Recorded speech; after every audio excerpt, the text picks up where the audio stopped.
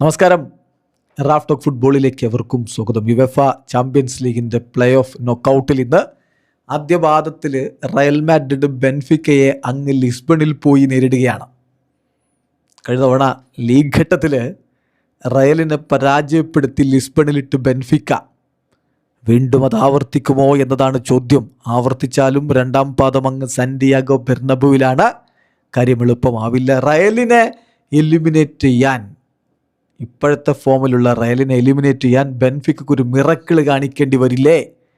ചോദ്യം ഹോസെ മൊറീഞ്ഞോയോടാണ്. മൊറീഞ്ഞോയുടെ മറുപടി ഞാൻ വിചാരിക്കുന്നില്ല അങ്ങനെ റയലിനെ തോൽപ്പിക്കാൻ ഒരു അത്ഭുതമൊക്കെ കാണിക്കണമെന്ന്. മറിച്ച് ഞാൻ വിചാരിക്കുന്നത് ഞങ്ങളുടെ ഏറ്റവും ഹയസ്റ്റ് ലെവലിൽ കളിക്കണം, അത്രയേ ഉള്ളൂ. അല്ലാതെ അത്ഭുത പ്രകടനത്തിൻ്റെ കാര്യമൊന്നുമില്ല. ഞാൻ ഒരുപക്ഷെ ഹൈ എന്നും പറയുന്നില്ല, ഞാൻ മാക്സിമം എന്ന് പറഞ്ഞാൽ പെർഫെക്ഷൻ അടുത്ത് നിൽക്കുന്ന ഒരു പ്രകടനം ഞങ്ങൾ നടത്തണം. തീർച്ചയായിട്ടും മിറാക്കിളിൻ്റെ ആവശ്യമൊന്നുമില്ല, അല്ലാതെ തന്നെ ഞങ്ങൾക്ക് അവരെ തോൽപ്പിക്കാൻ പറ്റുമെന്നാണ് ഞാൻ വിചാരിക്കുന്നത്. പിന്നെ റയൽ മാഡ്രിഡ് എന്ന് പറഞ്ഞാൽ റയൽ മാഡ്രിഡാ. അവർക്ക് ചരിത്രമുണ്ട്, അവരുടെ കളിയെക്കുറിച്ചുള്ള നോളജ്, അംബീഷൻ, അതൊക്കെ വെക്കുമ്പോൾ റയൽ വേറെ തന്നെയാണ്.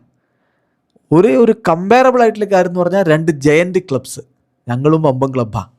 അങ്ങനെ കമ്പയർ ചെയ്യാമെന്ന് മാത്രം, അതിനപ്പുറത്തേക്ക് പ്രത്യേകിച്ചൊന്നുമില്ല. പക്ഷേ ഫുട്ബോളിന് ഈ ഒരു പവറുണ്ട്, ഞങ്ങൾക്കും വിജയിക്കാവുന്നതാണ്. പിന്നെ റയലിൻ്റെ കാര്യത്തിൽ ഞാൻ എൻ്റെ എല്ലാം കൊടുത്തിട്ടുള്ള ഒരാളാണ് റയൽ മാഡ്രിഡിന്. അതുകൊണ്ടാണ് അവിടുത്തെ ആളുകൾ എന്നെ ഇപ്പോഴും ബഹുമാനിക്കുന്നത്. എല്ലാ കാലത്തും ഞാൻ മാഡ്രിസ്റ്റേ ആയിരിക്കും. I will be a Madridista forever. ഈ കണക്ഷൻ ഒരിക്കലും അവസാനിക്കില്ല. പിന്നെ റയൽ സാക്ക് ചെയ്യാതെ അവിടം വിട്ടുപോയ അപൂർവം ചില കോച്ചുമാരിൽ ഒരാളാണ് ഞാൻ അവിടം വിട്ടു പോകുന്ന സമയത്ത് പ്രസിഡന്റ് എന്നോട് പറഞ്ഞു, നിങ്ങൾ വളരെ ബുദ്ധിമുട്ടേറിയ ഒരു കാര്യമാണ് ചെയ്യുന്നത്, ഇനി കാര്യങ്ങൾ എന്താണ് എന്ന് നോക്കട്ടെ എന്ന്.